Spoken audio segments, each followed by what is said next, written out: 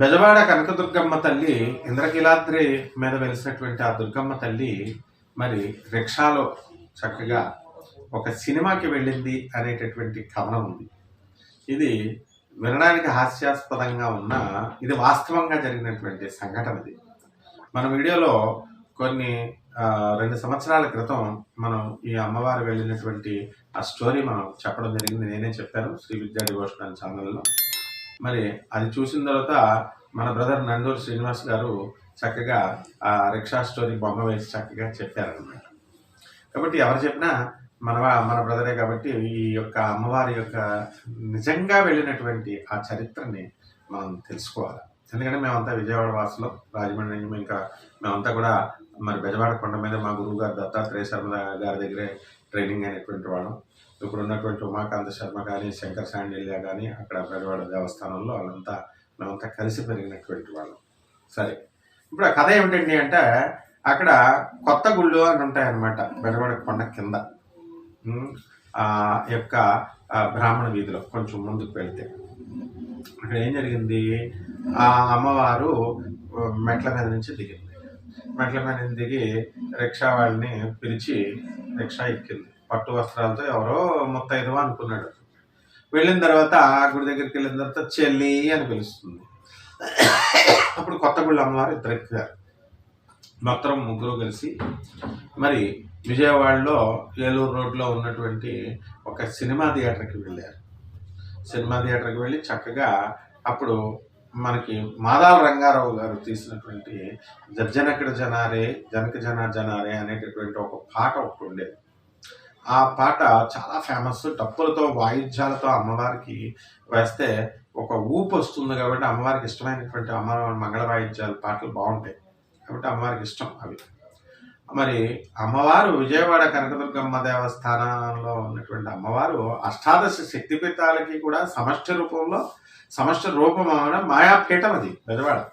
అలాగే ఆ ఊరికి గ్రామ దేవత ఆమె కాబట్టి గ్రామ దేవతలు సహజంగా బయట సంచారం చేస్తారు, బయట వెళ్తారు. అంటే ఆ విధంగా వీళ్ళంతా కూడా ముగ్గురు కలిసి వెళ్ళారు. వెళ్ళిన తర్వాత థియేటర్లో సినిమా చూశారు ఒక పాటకి. ఆ రిక్షా వాడు నేను వెళ్తానమ్మా అన్నాడంట. ఉండరా అబ్బి అని చెప్పి లోపలికి వెళ్తే వాడు ఏదో చుట్ట కాల్చుకుందామని ఏదో బండి లాగుతుంటే బండి కదలలేదట. ఈ లోపల ఆ పాట అయిపోయింది. వాళ్ళు బయటకు వచ్చేస్తారు ముగ్గురు. అక్కడ ఆ అమ్మవారి కూర్చున్న చోట పసుపు కుంకుమాలు ఆ కాళ్ళకి రాసుకుని అమ్మవారి అంతా పసుపు ఉంటుంది కాబట్టి అక్కడ అవన్నీ వదిలేయడం, ఆ సీట్లో అంటుకోవడం. ఆ తర్వాత అమ్మవారు పెట్టుకున్నటువంటి మల్లెపూలు పువ్వులు అక్కడ ఉండడం, ఒక విధమైనటువంటి సుగంధ పరిమళం అక్కడ ఉండిపోవడం అంతా కూడా మర్నాడు చూశారు. తర్వాత సరే మర్నాడికి వ్యాప్తిలోకి వచ్చింది, ప్రచారంలోకి వచ్చింది. ఈ అమ్మవారి వాళ్ళు చక్కగా ముగ్గురు వచ్చిన తర్వాత అమ్మవారిని దింపాలి కదా. వీడి రిక్షా వాడు అది బండి లాగుతుంటే ముందుకు వెళ్ళడం లేదు. వీళ్ళు ఎక్కిన తర్వాత మళ్ళీ లాగేసరికి వీడు ఇదేంటి ఆశ్చర్యంగా ఉందని అనుకున్నాడు. సరే, అక్కడ కొత్తగూళ్ళలో మనకి అమ్మవారిని అక్కడ వదిలేశాడు. కొత్తపేటలో ఉన్నటువంటి కొత్తగూళ్ళు దగ్గర వదిలేసి మనకి ఏం చేశాడు, వచ్చేసిందంట అమ్మవారు. వచ్చేసి పైకి ఎక్కబోతుంటే అక్కడ ఈ రిక్షా ఏమవుతుంది, అమ్మ మరి నా డబ్బులు అని అంటాడు. నీ తలపాగలో ఉన్నాయిరా అబ్బి అని చెప్పి నవ్వేసి వెళ్ళిపోతుంది. ఆ తలపాగిలా తీసుకొని చూడగానే అందులో ఆ డబ్బులు ఉన్నాయన్నమాట.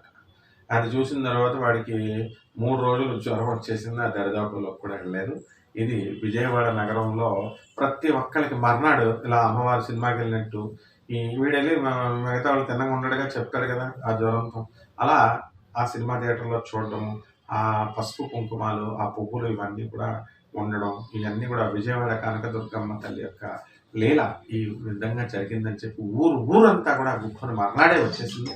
అది లోకల్ పత్రికల్లో కూడా ప్రచారమైనవి.